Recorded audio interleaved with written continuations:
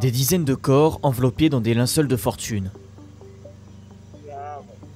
Des centaines de personnes la peau sur les os, affaiblies, affamées et complètement déshydratées. Ces images proviennent de la mine d'or abandonnée de Stilfontein en Afrique du Sud, au sud de Johannesburg. Depuis lundi 13 janvier, une opération de sauvetage y est en cours. En 2 jours, 60 cadavres ont été remontés de la mine. Une centaine de personnes ont quant à elles été secourues. Appelés Zamazama, c'est du zoulou, ça veut dire ceux qui essaient. Il s'agit de mineurs clandestins, pour la plupart venus de pays voisins, et qui travaillent dans les quelques 6000 mines désaffectées à travers toute l'Afrique du Sud. Dans l'illégalité bien sûr, mais surtout dans des conditions périlleuses. It's a criminal activity. It's an attack on our economy by foreign nationals in the main.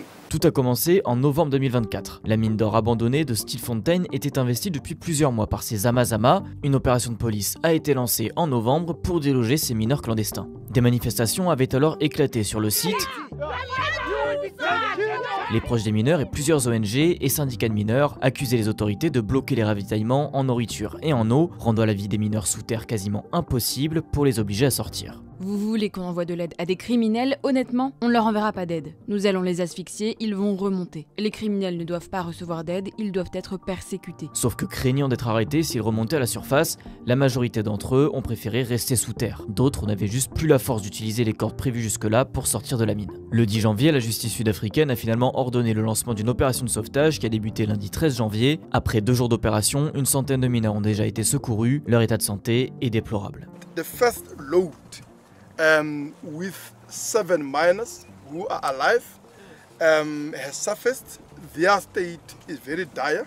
Reality is that completely emaciated, completely dehydrated, in a very dire state physically, and it is very clear to us that they would require an urgent medical attention. Obviously, there would be also a need for attention in terms of the psychological trauma. Des gens sur place ont constaté qu'à peine sortis de la mine, les orpailleurs sont passés au détecteur de métaux pour s'assurer qu'ils ne remontent pas avec des pépites d'or. La plupart d'entre eux ont été envoyés à l'hôpital. Selon un responsable de la communauté locale, 2 mineurs ont été placés en garde à vue. Personne n'est pour le moment capable d'affirmer le nombre exact de mineurs coincés au fond de la mine à plus de 2 km sous terre, et ce depuis plus de 4 mois, mais selon les autorités, il serait encore plusieurs centaines, voire plus d'un millier. En 2 jours d'opération, une soixantaine de corps de mineurs décédés, pour la plupart morts de faim et de déshydratation, ont été sortis de terre. Des témoignages de mineurs sortis de la mine rapportés par plusieurs médias parlent même de cas de cannibalisme, même si ces affirmations sont contestées par les autorités qui les qualifient de peu fiables. Moi qui ai été secouru le 25 décembre, je peux vous confirmer que, avant mon sauvetage, des mineurs en ont été réduits à manger de la chair humaine issue d'autres mineurs décédés